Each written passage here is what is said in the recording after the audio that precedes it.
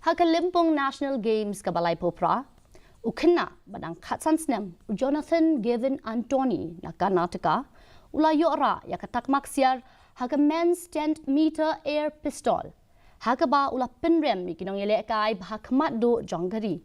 U Antony ula kamay arspa saupau point nyau point hado menta.